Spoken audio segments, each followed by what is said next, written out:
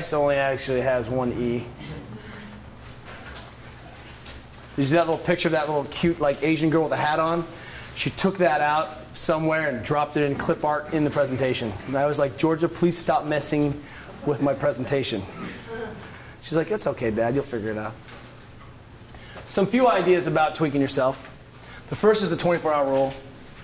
And that's when you tweak yourself, it's going to happen. You're going to twist your ankle, lose your concentration, dump a snatch funny. It's going to happen. You're going to overextend because we train at the limits of what's possible. And once in a while, we lose ourselves. We lose our position. The 24-hour rule is this: is you're coming back and you're starting to retest and reintegrate a tissue or a joint back into the fold as you're bringing it back in. You're not cleared hot on something until 24 hours later. You do something, you have a stimulus, and 24 hours later you're still okay. That's how you know. Something is good to go pretty much when you can load it up and 24 hours later you still don't have a problem. That's what the 24-hour rule is. Make sense? And that's a good idea because there's often sometimes some latency and some swelling that develops afterwards, and it takes 24 hours to see if there's going to be a problem. It kind of leads us into this idea about swelling. And swelling is insidious, and swelling is the problem. Your body is so overly dramatic. It thinks it's being attacked by a saber-toothed tiger still. And what happens is when you scratch that thing, your body's like, whoa, burn the house down, freaks out, and it swells like a mofo to splint the joint, to stabilize the joint, and also to kind of mount a chemotactic offense so that basically all the circulating stem cells and all the circulating tissues that come and degrade those tissues will come and help to repair the injured site. That's what the swelling is about. So at some point we need that inflammatory response from a tweak to heal. If you cut the connection somehow between that inflammatory response and the circulating stem cells, and this is our problem with taking non-steroidal anti-inflammatory drugs indiscriminately, is it cuts the connection between, hey, all these circulating tissues are going to help me heal, and healing. And so you're going to have to repair with what you have on site, and that's a problem. So we'll talk about that in a second. But the swelling does a lot of things. It prevents the tissues from knitting down and becoming strong and stable. That's an issue. The swelling distends the joint, it distends the tissues, and shuts down all the proprioception of the joint and the stability of the joint. And so your body's getting bad and weird proprioceptive input, and the joint becomes less stable, which is also a significant problem. And so the real issue for me is that over time, when we see that swollen joint cocktail, that kind of that exudate, that swelling kind of milieu in there, what ends up happening is it degrades the surfaces of your joints significantly.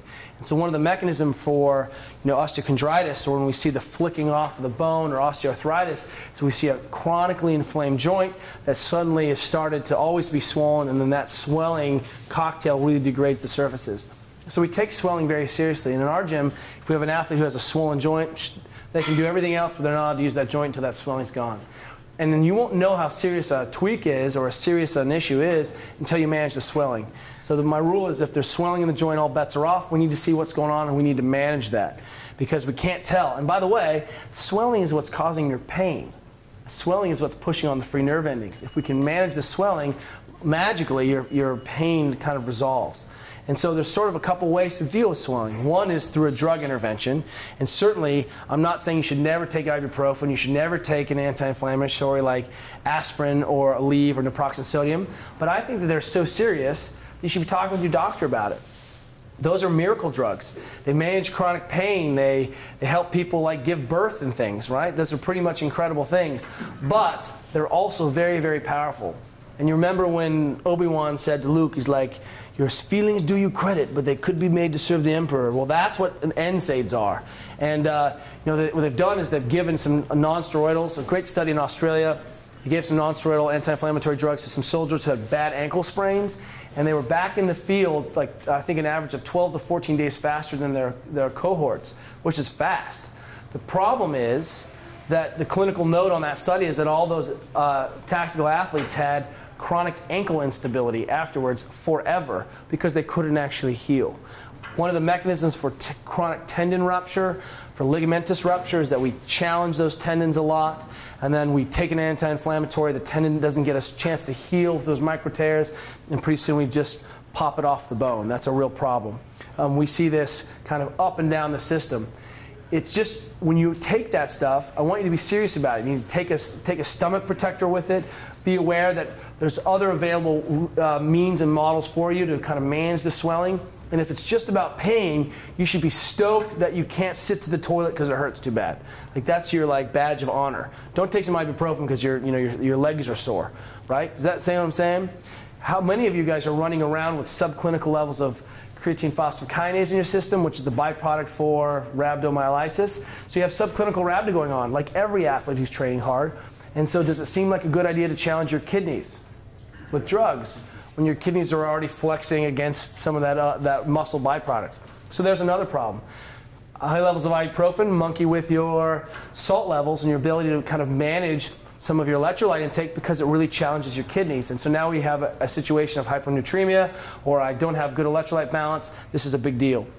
They gave I have a billion of these. They gave some anti-inflammatory drugs to some endurance athletes, and they noticed that the contents of their small intestine leaked into their interstitial space.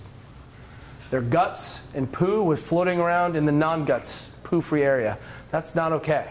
And so what I'm saying is these things are very serious, and there's absolutely an appropriate time and place for it. Get off the ibuprofen. That's why we manage our inflammation with our diet. That's why we manage our inflammation with fish oil. That's why we manage inflammation with arnica and trameal and ice baths. And now we're into the issues. So if you have a tweak, what I like to do is around our gym, I call it the 4x-numb.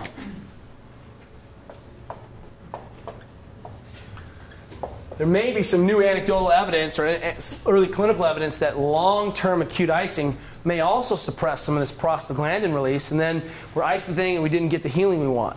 But we've got to deal with pain, and we've got to deal with swelling somehow, and I want to kind of have the effects of the swelling and the inflammatory response, but I want to minimize the kind of detrimental effects. And if you ice until you're numb, that's pretty fast, especially if it's an ice cube on your skin. And you can make that tissue ice cold, numb, in about 4 or 5 minutes. And I think that that's a reasonable dose for blocking the pain mechanism, making yourself numb so you don't get that pain signal to your brain temporarily. You can increase local cellular metabolism. You can break spasms in muscles and in tissues that are spasming because they're in a bad position or have been tweaked. You can decrease swelling around a joint. You can cool the joint off. Do you see where we're going with this? There's a lot of reasons to ice still. It's definitely post-surgical. I mean, you should be in that game-ready machine and working on that ice. And our rule is, if you ice, you need to let the tissues come back up to full temperature before you ice again. And a safe therapeutic model for that is we ice, and then every other hour, ice it again. 4 times a day seems to be, for me and some of my athletes with overuse injuries, sort of a magic number. 2 times a day, it's getting better. 4 times a day, boom, things change. And I'm literally saying, take it easy. Don't buy a cryo cup. Don't get Dixie cups. Grab an ice cube and a paper towel and hold that ice cube on the painful spot. The other thing that happens when we ice until we're numb is we tend to see fewer freezer burns and ice burns. There's a great clinical clinical case that they show all young students. And it's basically this guy had a kind of frozen machine, one of those circulating things, and he froze his knee after surgery, at ACL surgery. And then every time he stopped using it, he had horrible pain, so he'd ice it up again. And his wife, they went through that for like a week. And it turned out he had frostbitten his knee, and his knee was frozen. And every time it would thaw, he would have excruciating pain. So he'd just freeze it again. And finally, someone's like, what are you doing? And he had horrible skin grafts, and it was like a 2-year process to get back. Why? Because he didn't let the tissues come back up to full temperature. So ice and temperature. And one of the things we get from icing is this vasoconstriction, followed immediately by a vasodilation, which sounds a lot like restoring blood flow, doesn't it? And there's a lot of ways to restore blood flow to things. The Chinese do have a great technique called spooning, a gua shat, which you basically take and scrape a Chinese soup spoon on your skin. What are you trying to do? Create blood flow. The other very, very powerful way to manage inflammation is with compression. And it's sort of the lost hero of this rest, ice, compression, elevation model. Resting is sort of a bad idea. We never ever want anything to rest. If your doctor says, hey, you've just had surgery, I want you in the sling, we still don't rest. You still do range of motion with your elbow. We can work on soft tissue. We don't want things to get stiff. Your therapist comes out and ranges you every day when you're seeing them. right? But what we're talking about is early mobilization is how we start to realign tissues. And trust me, if you fall off the box doing pull-ups or something happens and you put your arm out in a foosh, fall an outstretched hand, and you feel like your elbow dislocates and your hand goes numb, don't Facebook me and ask me if you think you should go to the doctor because you don't have health insurance. True story. Go to the doctor. If you think it's sketched out and something's weird, don't send me your MRIs.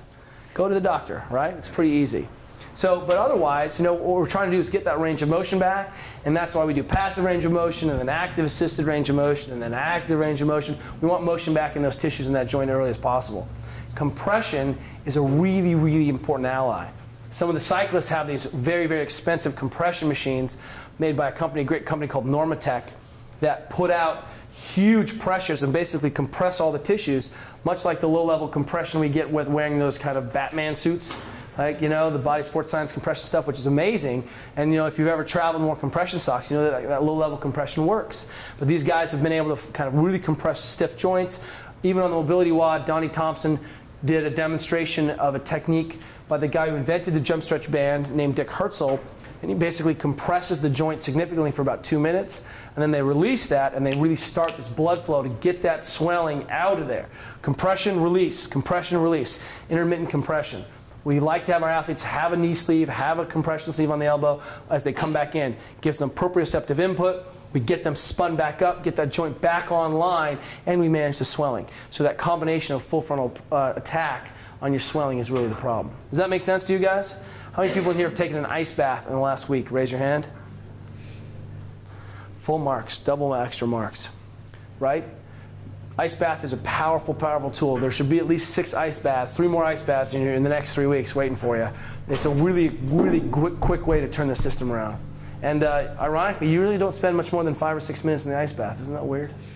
Yeah. You guys ever, do you know how to take an ice bath? What you don't want to do is put all the ice in there and make it an ice cold slurry and then jump in there. That's called scrotal shock. And that will drive you out of there. I feel vomitous. Why am I vomitous? I don't understand. What you want to do is have a hot toddy next to you, put a hat on, put a scarf on, slowly raise the temperature. You're in cold water and you just bring the water up slowly, and pretty soon you're like being boiled alive like a lobster. You don't even notice it. And then you put the ice in there slowly, and pretty soon it's 32-degree slurry and you can manage. Does that make sense? Don't jump into ice water. You go into cardiac shock, right? And it's not that bad, but it's a really, really powerful tool to manage your systemic inflammation. And that takes us back to that model of output, recovery, and mobility. I've got to be managing all of these details, because if my cortisol is high, if my tissues are stressed and swollen, man, they're going to fail. I can't get in a good position, and now I can't express how strong I am. And all that time in the gym is for naught. Make sense?